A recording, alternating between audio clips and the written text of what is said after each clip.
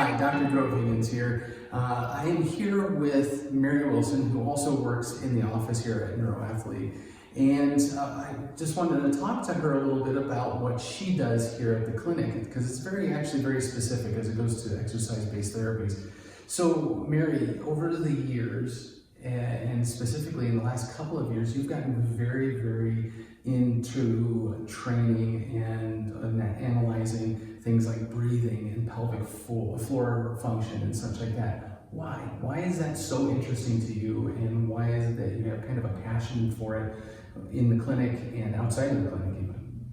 Well, as a therapist, and especially as a mom, a postpartum woman, I've seen more and more women coming in with issues with incontinence, pain, hip issues, back issues, things that traditional therapies haven't touched. And I think, in the United States, there's a little bit of lack in postpartum care for women, and we just settle for, I leak when I laugh or jump or run because I had kids. And I don't think it has to be that way. And so the older I get, watching family members, watching friends struggle with challenges, issues because of having babies, I knew there had to be more. There had to be a better answer. And breathing and different strengthening techniques, using the core and the pelvic floor and respiration as a team effort in getting better function through the entire system has been a game changer for our clients, for my sister, for myself, for friends. And so pulling that into our female clients who haven't found an answer for their hip pain or found an answer for better function in just daily living in their active lifestyles has been huge.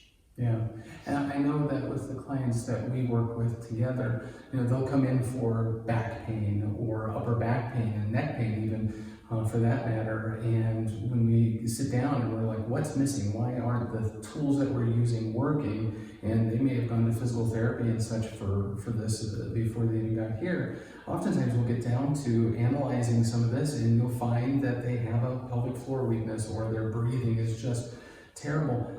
How is it all connected? Why is that the relationship between breathing and pelvic floor so integral to somebody's musculoskeletal health even? Well, the diaphragm that you use for respiration and the pelvic floor are partners and have to be partners in function. And so if one area isn't working well, the other area isn't working well. And you can't necessarily isolate. I mean, there is a time and a place for Kegels, but it is not the answer for women's health and pelvic floor dysfunction. And so to get respiration and the pelvic floor and then everything that lands in between it functioning again as a team or as one unit is key. Cool. Next time we'll talk about men and the pelvic floor. The women know their pelvic floor well, men not so much, and so they don't think about it, and even doctors like myself don't think about men and their pelvic floor. We'll talk a little bit about that next time.